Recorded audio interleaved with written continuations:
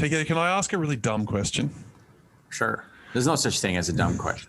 I'm still not sure I actually know what go-to-market means. What does it mean to you? So you have the product, you have the market that has the urgent and important need. The go-to-market is the sales and marketing activities and strategy that you need to take the product and go to the market. Okay, so it's understanding you have a thing, you know people want that thing, but how do you make sure that they know that they want that thing and then give you money for it?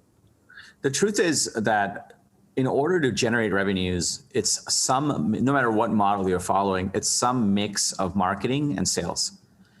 And in order to enable marketing and sales, you also need some form of a strategy around that, on how you're going to do that.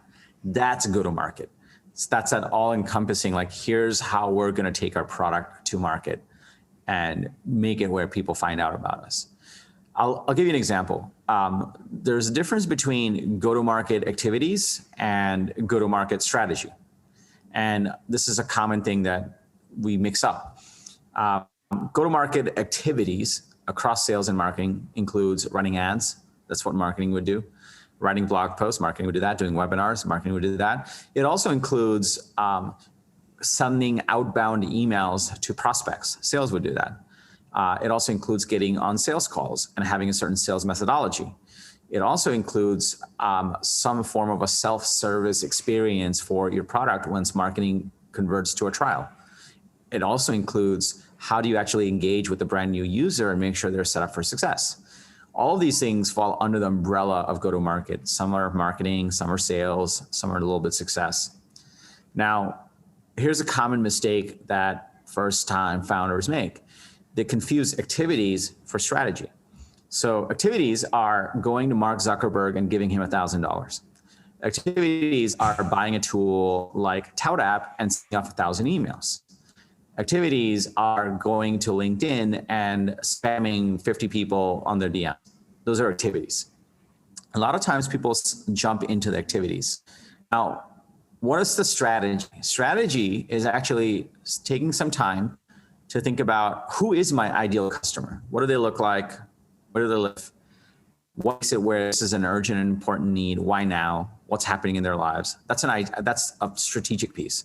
A lot of people skip that. If you tweak that, then your targeting is going to be a lot more effective. You can tell Zuckerberg where to target those ads versus just giving him the money. Another piece of strategy is thinking about your positioning. I always ask founders that I work with, hey, what do you guys do? And I count the seconds it takes for them to explain what they do. A lot of times it takes a minute. Sometimes it takes 3 minutes. And then I'll talk to founders that have billion-dollar companies or multi-million-dollar companies, and it takes them 10 seconds. There's a reason for that. The companies that are much more into revenue have figured out the positioning and the strategy around it, so they can articulate it. And so you need to do that early on. You need to at least have a thesis around that. If you do that, the positioning, the messaging, your strategic narrative, for example, like, why should people buy this now? What happens if they don't buy it now? If you do those strategic pieces, then when you send that email, write that ad, do that blog post, it's going to be a lot more targeted. It's going to be a lot more purposeful, a lot more intentional. It's going to hit the mark. And that's why I talk about go-to-market more than sales and marketing in itself, because ultimately, here's what happens with the early stage founder. You may raise $3 million. You put 20, 30% of it into R&D, maybe 50%. Now you have 50% left over for marketing and sales. You really can't go and hire a quality marketing person that knows how to do strategy. You can hire a junior marketing person that knows how to do activities. So ultimately, positioning, ICP, messaging falls on the founder. And the founder doesn't know about it because they've never seen it, and they skip it. And the junior marketing person is driving all these activities, and nothing's working. And you're like, I know we're more and more feature away. So let's just ship this feature, and then everything's going to change and everything's going to work. And then they fail. And that's why I talk about go-to-market so much.